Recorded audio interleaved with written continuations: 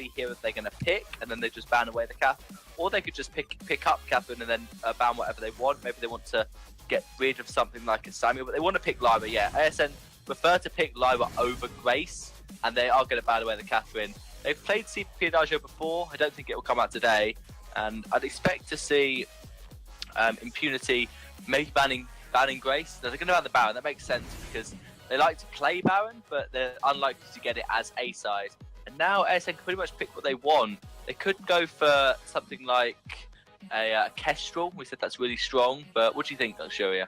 Yep, I personally think that the side of ASN might just settle for the Kestrel, since it's a very good flex pick, doesn't quite reveal your comp so far.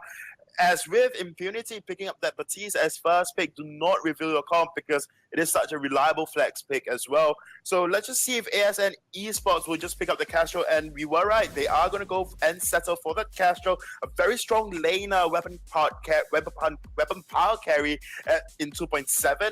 And of course, on top of that as well, you can flex her into that jungle role as a CP carry and will be equally strong like Spaghetti showed us in the first game. I requested Jordan's going to be quite happy that Sky has been picked up by Impunity. That was not expected at all. Catherine's not been picked. I think Impunity, they like Kestrel, they like Baron, and they like Idris Taka. But all of that was not possible. Kestrel picked, Baron banned, Idris banned, and they're going to go for a Fortress Sky. So this looks like it's going to be maybe Double Crystal is the most likely scenario. I don't think... I don't think that they're going to go Weapon Power Fortress or Weapon Baptiste in lane. Yeah. In fact, I'm going to call it Weapon Baptiste in lane.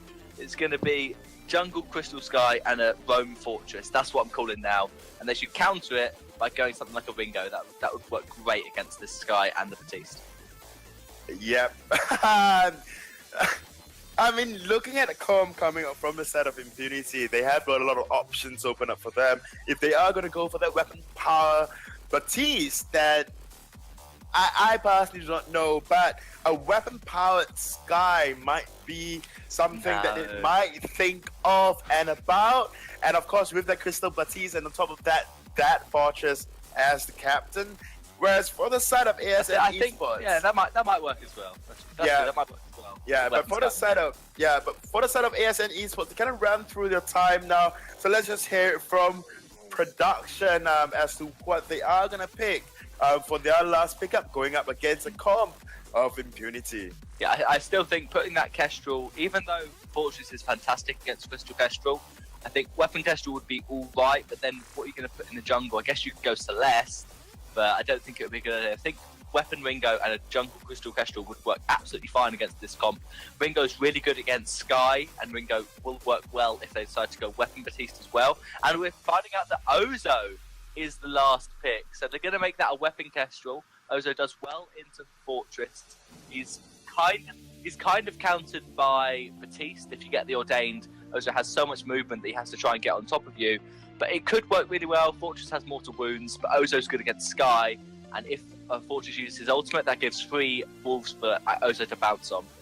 Yep, but we must understand also, and we cannot deny the fact that Baptiste is still on the table for the side of Impunity, which means if Ozo do try to jump in onto that Sky, which I think maybe that Weapon Sky, then Baptiste can drop that Ordain on that Ozo, stunning him out. So there is one thing, I guess for both team comps, I'm just looking at it, from a draft point of view, I must say ASN Esports comp just looks slightly better as compared to the side of Impunity. Granted, a lot of powerhouses, or rather just one powerhouse coming up from the side of Impunity, and that would be that Baptiste. And of course, Fortress being a very niche hero since 2.4, might do well against the comp coming up from ASN Esports, but of course that Lyra would prove to be quite a hassle to deal with, especially with the sustain that Lyra can provide in that early game. I certainly agree that ASN have a much more meta composition, despite having Ozo. It's obviously with a healer, so he's going to get that Carney Luck perk and be pretty okay with in terms of sustain. But Impunity, they must have practiced this. It must be something that they've thought of. It's in theory crafting, and are just happy to try and pull it off.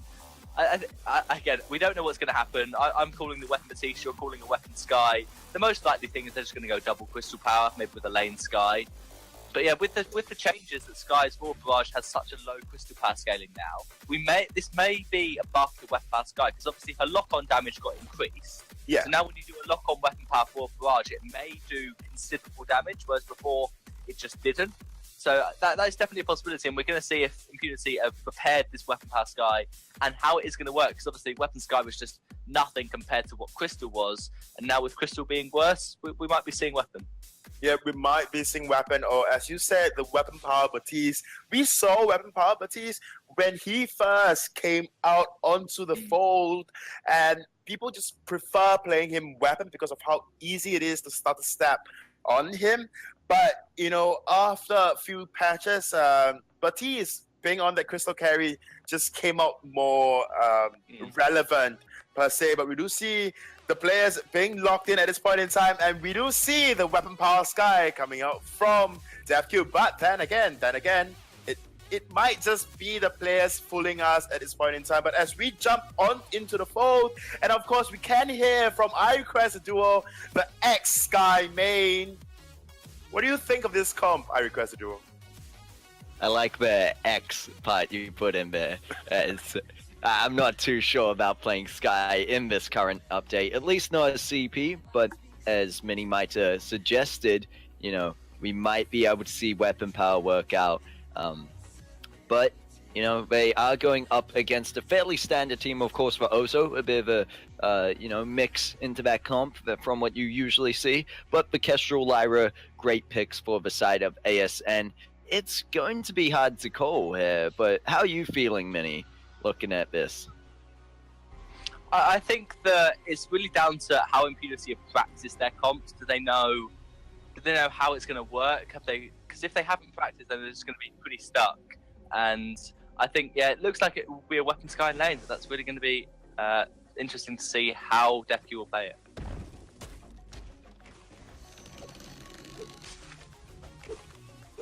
Yep, look, we see Impunity being a bit aggressive here. They are going to take away some farm early on, and I like the way they're playing this against a team that the Ozo is just sticking around in the backline, doesn't want to jump in just yet, obviously wants to build up a few items before going in to those kind of fights. Oh, my bad. I am casting with Luxura, as I passed the question before. Yeah, I'm sure Luxura is happy to be casting with me because he knows from experience together playing of what is like. I'm glad we didn't jump into a ranked game when I first went on Sky, but I have yet to play Weapon Power Sky in this patch, so I'm not too sure on that. As you know, I am a Sky main or ex-Sky main, but it was definitely more on the CP side of things.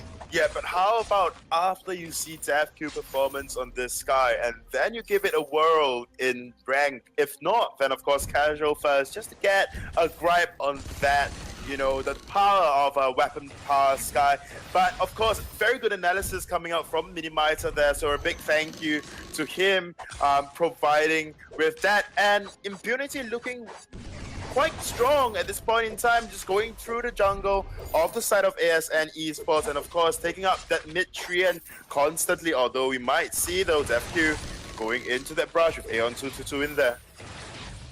Yep, and they are going to have to back away from that one. They really need to be careful on the side of Impunity because of, I guess, the burst damage as well as the sustain that's going to come out from ASN up in this lane. You've got the Kestrel, of course, with the Glimmer shots, when even on Weapon Power, able to do a lot of damage, which we're seeing right now. They're not able to find the kills, however, Quarterville going to be able to body block those as well as the minions there. But you see already Aeon just back up to full health because of Imperial Sigil, which will be up in a second anyway. So Impunity are probably going to find it kind of rough in the initial phase. They don't really have a support that has any abilities that directly kind of defend your own team, and we see DevQ getting jumped on by that Ozo. There's the first blood, but it's going to be traded out as they get caught out Lower Dane, not going to be able to escape that one. And yeah, I think that it's more than likely ASN should have this early game. Yep, it's either that and the sustain part, it's really the big part of what is going for the side of ASN for this early game, like you mentioned. Zarno on that monkey. I mean, also, it's just really good with the sustain, especially in the early game. And on top of that as well, we have got Tazaboy on that Lara, can provide the extra sustain with that Imperial Sigil. And of course, we did see though, because of the sustain, ZafQ have got nothing against Aeon 222 on this Castro in that early game. On top of that, Quarter4 did pick up that Dragon Blood contract and not that Iron Guard contract, although we do not see a lot of an awful lot of aggression coming up from Quarter4 on this Fortress. But in the late game, I guess Fortress does it very well for the side of ASN, for the side of Impunity, especially when Fortress can just pick out Aeon. Yep, and you see that Fortress is going to go in there, but going to be turned around straight away by all the damage coming out from Aeon, as well as that sustain there, just standing there in the Imperial Sigil, able to heal up and pushing Impunity back out of this one. And you're right, the only way they can really punish the side of ASN is if they overstep and they're able to land Ordained. At least in this early game, that's the only hard CS ASN have in their favor right now. Quarter4 just trying to jump in there, being more of a nuisance, if anything. Body blocking a few shots, of course, for the team. But if you look at this, Aeon does get caught out by the Ordained, and this is the chance for Impunity to pick up a kill. They jump in there, Weapon Power Sky actually going to work out for them in this case, as they're able to pick up an initial kill. And there's going to be Xyrilon jumping in deep, but this time the Ordained wasn't up. However, it looks like they will go down to one auto attack there. And you can see now Kestrel picking up that Sorrow Blade as a first item. And I'm sure more than likely DefQ on this Weapon Power Sky going to do similar, as they are sitting on 1,700 gold. Yep. Oh, we're going to go for the Serpent's Mask first instead. I guess sustain in lane, especially with the poke coming out, it makes a lot of sense. Yep, and on top of that as well, we must realize that the only reason the side of Impunity have got that easier time, or rather in the lead in terms of kill, is really just down to Blue City on that Baptiste, the very crucial Ordain and the timely, you know, wow, the timely empowerment that Baptiste has whenever he comes up to lane to try to gank. So that's a lot of damage that the side of ASN Esports cannot quite sustain out of. But Blue City on this Baptiste really providing a lot to just help that of DefQ go through that early game and into the late game if Weapon Power Sky is that viable. Like said, this is the first time we've been seeing this Weapon Power Sky played since a very, very long time, an awful long time, in fact, and we do not quite understand yet the power of Sky. But we see Tazaboy getting caught out with Ordained. There's the death from above, and they're going to be able to pick up a kill. Diving in deep right now, but there's going to be the Bangarang jumping onto DefQ. They might be able to do it. They're under the enemy turret, and they're just going in deeper. Meanwhile, Kestrel, Aeon 2-2 on that Kestrel, going to pick up a kill onto Quarter4.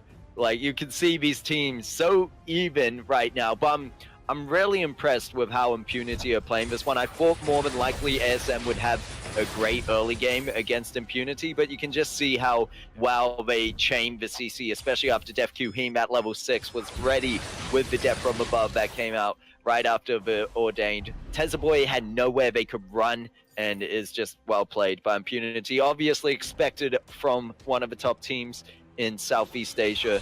So great to see a pretty even matchup so far. Yeah, I mean, they are even in terms of point standings as well, with Impunity at 30 points, and of course ASN Esports just slightly rubbing shoulders with their older brother there at 28 points. So honestly, coming into this game, I do not expect any less from ASN Esports, but we do see a Bangarang going on that to for a second. Yep, Bangarang going on to Blue City. They're going to try follow through with it, but there's going to be the Fearsome Shade. Meanwhile, Ozo's caught out in the Ordained, not going to move anywhere, and it looks like Impunity just going to back out this one. They know that they're kind of the man advantage down after Cordoba tanking a lot of those shots, but ASN might just decide to go for the push onto the turret here. There's no fearsome shape for another 40 seconds. It could be successful, but they don't have the minions ready with them now. There's going to be attack of the pack coming out from Cordoba. They use the Bright Bulwark to try counter that, and also actually getting stunned out, I believe, from the Ordained as Blue City returns to the fight. And there's going to be Ozo jumping in once more, but they need to be careful not to go in too deep because Blue City is going to have Ordained up in a second. They use it. They're going to get the stun out. Oh, gets blocked, actually. And now ASN on the run. They need to be careful. The active camo is flared out. This fight just so back and forth between these teams can go either way right now. Both teams looking for a win here. There's Tezza Boy with the Arcane Passenger. Needs to be careful. Walks back into the death room above. Is more than likely going to fall to the sky as they pick up a kill. And now the double kill after Blue City finally getting that fearsome shade up. That fight going on a bit too long for ASN. And now DefQ might even go for the triple. Do I have to become a weapon power Sky main? Oh, they get the kill, but they die for it. It's going to give them the ace, enough to take this initial turret, I believe, for Impunity. But it's great to see that weapon power Sky's working out. Yeah, I mean, I'm quite in shock myself. Don't get me wrong. When you are casting that Bangarang, do come through. Yep, so hold your shock for just a second because it looks like ASN trying to turn. But one shot, one kill, not going to miss, but look how long Blue City is able to stay in this fight. He has the sustain, but so does Ozo. It's going to be a trade out once again. And you can see how these teams are playing so evenly, but of course Impunity with the edge a bit more, able to get that initial objective, the first turret. That's a beautiful death from above, going to zone out the whole team of oh my lord, of ASN, but these teams are just neck and neck at it. I did say, except for ASN losing out an objective, in terms of kills, yes, it's slightly in favor of Impunity, but they're really going back and forth, and I won't count ASN out of this one yet. Yeah, but I mean, at the end of the day, it's really just down to Blue City and a lot of setups coming out from Blue City that only allow DefQ to just, rain damage on this Sky. And we do see an interesting thing as well. I guess there's a reason why you pick out Sky as a weapon carry, and it's because it's so hard to get hold of you. Because of how well and how mobile you are as hero as compared to the other weapon carries at this point in time. So I guess that's the reason why Impunity settled for Sky as a weapon carry and not, say, like a Ringo or a Fox that we saw item changes made to him as well. So honestly, Blue City on this party is playing relatively well, or I must say very well. Although just looking at KDA alone, you would not agree with me just sitting at 1 kill and 7 assists. But at the end of it all, without those setups coming out from Blue City, it will not quite work out. Zarano, however, on that little monkey, on that circus monkey, not doing very well for himself. Although we did say pre-game that he does relatively well going up against a Sky and of course a Fortress. But Fortress did shut him down, or does shut him down with that mortal wound, just stunning out his healing from Carney's luck. And on top of that, Tezza Boy in one of the fights did go in with an Arcane Passage, ran out of energy, or even not enough energy to just pull off that Bright Bulwark for that engage. So a very poor engage coming out from ASN Esports that allowed Impunity to just score that turret for themselves. So that is one thing that ASN Esports have to keep in mind. If they are going to go through for that engage, go in with that engage, make sure that everyone else has got energy. Make sure that Tezza Boy has got energy for the Imperial Sigil, has got the Bright Bulwark as well, because we do see though at the side of Impunity, all three up in lane, they might be looking for something. Yeah, they might look for a rotation down. They use Pledge spot out all of ASM. There's going to be the death from above, not catching them out this time. They do have the Crystal Sentry on their side. Fearsome Shade was used to push away ASN, but they're going to just decide to back in this situation. Perhaps not. There's the Imperial Sigil to keep Aeon nice and healthy, able to rotate back up to lane. But whatever ASN do, they really can't give up another turret this early on, so they need to be careful of the lane right now as pressure is being put down from the side of Impunity onto Aeon. He is the main target. Meanwhile, Ozo trying to do what they can on the back line. They're going to go in with the Bangarang on Sky, but there's going to be Ordained. It will catch them out, actually getting blocked, and they're able to pick up the kill onto the Fortress, but Aeon moving around the sidelines, looking for the shots, and meanwhile, Zarano just so long able to survive in there, and it's going to be Sky cleaning up 18 stacks, 19, 20 on a breaking point. This Sky is just impressive indeed, and wow. I'm not a weapon power Sky player, and I never really liked the play style, but I might just have to suck it up because right now this is where it is for Sky. This is, I believe, where Sky might be able to actually find a place in the current meta. If Sky's able to bring a fight like this to Kestrel, of course getting caught out, did stay in the enemy jungle a bit long there, and the MVP obviously being Crystal Sentry. That's right, Mending Miner, going to help out there, secure that kill. Did force Sky away from proceeding any further into that jungle. But if you're thinking about looking at the scores as they are, and just with a Serpent's Mask, Breaking Point, and built onto the Tornado Trigger, how quickly they're able to land those basic attacks and build up those stacks on the Breaking Point, it's really something to see that when you're going against someone like a Kestrel, who in this situation obviously doesn't need to build too much defense because you have a Lyra, but that's theoretical and that's on paper. But when this is happening and you just see how, while they're just going toe-to-toe, if not being better than these most, meta-picked laners, it's really something interesting to see here. So I'm glad that we did get to see DefQ play this weapon power Sky, and they didn't try go for the CP. Yep, and on top of that as well, Quarterfall on this Fortress really helps out with that chase that Sky kind of lacks, but Bangarang do go in. Yep, it's going to be Death from above following through, and there's some shade to try push away ASN, and there's going to be the skill going down onto Kestrel as they get caught out in the Ordained as well. And now they're all on top of Zaranel. There's nothing he can do. They're not even worrying about Tezaboy because they know that they'll clean them up for dessert. Picking up the ace, Impunity, moving strong on to this anchor turret already. Almost 15 minutes in. They'll be able to take this one easily with aced up minions. 7 seconds until Aeon is even up on the fold. And they can just turn their attention to Kraken now. Probably looking for a fight before Kraken, however. But if we look at Impunity right now and how they're doing, 15 to 8 kills, 34 points, and make that 35k gold now as they pick up the Crystal Sentry over to 32k. It's a slight gold lead.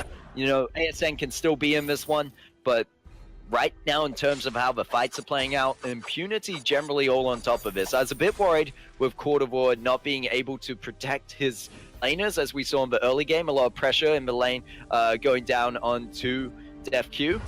But right now, they have the advantage. They're being able to play aggressive. There's no need to technically protect them.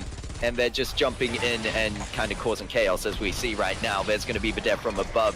Waterwall jumping over the wall. There's some shade once again. Just such a beautiful combo as they push on through the enemy team of ASM. That's going to be Sky picking up a double kill and moving their way onto a triple kill. DefQ. I love you, man. I love you. Just, it's amazing. Okay, besides... before you actually get all aroused over this Sky, I'll just put it out there, yeah? It's really down to the teamwork and the team comp that, came out from the side of Impunity for this Sky to work. I must say, I must put it out there because I don't think as a Sky, if you are going to run any other team comp that has no support, the Sky would quite work out. And like I said, a lot of it really just goes down to Blue City. And of course, Quarterfall on that Fortress being able to set up for that Sky. So just hold your horses, and I really mean that stallion of yours when we go into this fight. We're going to see that again. Isbor then comes through. There's some shade with so much range, able to hit Aeon over and actually managed to pick up a kill onto Tezaboy for them. Meanwhile, Zarano in the jungle, not sure what he's doing there. I'm really not sure. Looks like he's going to back now to get split off from the team from that initial engagement, I believe. And Aeon is still up. They tried to put the active camo down. They are able to get the stun, but they need to be careful from the death from above. They're so cornered right now. DefQ just going to Surrey strike over them. Blue City trying to use Fearsome Shade, but is going to miss Zarano. Quite a hard target to hit as he's jumping around everywhere. And Zarano doing work right now. He's going in deep. He's going to have the support of Lyra with that Imperial Sigil and will be able to pick up... Oh, wow. Supports game there. Kill secure. denying Zarno from his unofficial triple, but there was just Zarno. He was able to really pull through with that one. Just being left unchecked, those broken myth stacks starting to build up. It shows that ASN might still have a chance here. They can save their Vein Crystal. They just need to be careful to obviously put down vision, as always, when your base is open in this kind of situation. And you see Boy buying all those scout traps right now. I just worry when it goes into these fights, if they get hit by Fearsome Shade, the team, and you were right about it, you said it earlier, of Impunity, the team comp they're playing in just has such good follow-up on that is really leading to their success. And even though I was worried about whether it worked in the early game, it's definitely pulling through mid to late, as we see right now. ASN have caught up a bit, so it could turn around, as I said. But Zarno needs to be careful not to go in deep. There's the Arcane Passage going in, Ordained as well. There's some Shade pushing away Aeon. Aeon not able to do anything to save their team. But meanwhile, Zarno deep in this fight is trying his best. And as Aeon hasn't given up on the fight, is going to land a stun. And they're going to get a double kill. It looks like Aeon will fall. But meanwhile, Zarno going to have that Bangarang up in 5 seconds. If they can find Port of War, but it looks like they're gonna be up to back just around the corner. But you can see these fights coming back more to where it was even. Yeah, but I guess the only problem with the current Sky build is that Serpent's Mask, Breaking Point, and of course Tornado Trigger. Firstly, it makes Sky's starter stat really, really funny. But that is not quite the point, is it? Because honestly, Zarno just in a 1v1 with quarter 4. Wolves are used, but they are gonna back off. But you know, honestly, besides starter stepping funny on this Sky, you kind of quite lack that damage as well. So with Aeon having double Tyrant's Monaco, that Sorrow Blade building into a Bone Saw, and Zarno having the extra crystal bit, probably going for that Shatter Glass. If not, then Eve of Harvest for the extra sustain, which is not common at all. And Aftershock, and of course the Broken Myth. At the end of it all, DevQ, what DevQ can really do is just attack from the back lines, try to strafe around, try to just kite around the entire enemy comp, and then build as much breaking point stacks as possible. Problem with that, it's that you do not quite have the damage now. If Aeon and of course Zarno starts building up a lot of defense against you. It looks like they are able to find the kill onto Aeon initially, but we do know Zarno is quite a problem, and they're going to be able to take out Valira, but look how low Batiste is and Fortress right now. The Crystal Sentry all up in it as well, and Zarno just diving around, finds the kill onto DevQ. Oh, it's not going to be enough. Crystal Sentry not going to be up to help out in this situation either. Open base means it's anyone's game. Well, of course, in this sense, Impunity's game at this point. They're going to be up to take this easily. 15 seconds until Aeon is back up, and Impunity able to push through there. You're right, DevQ starting to fall out, but Impunity were able to shut it out at 21 minutes, let's say 21 minutes 15 is what I'm gonna call it. Okay, but honestly, DevQ starts falling out really hard on this build. At least he has got a lot of defenses. Problem is that he has got a sustain as well, don't get me wrong.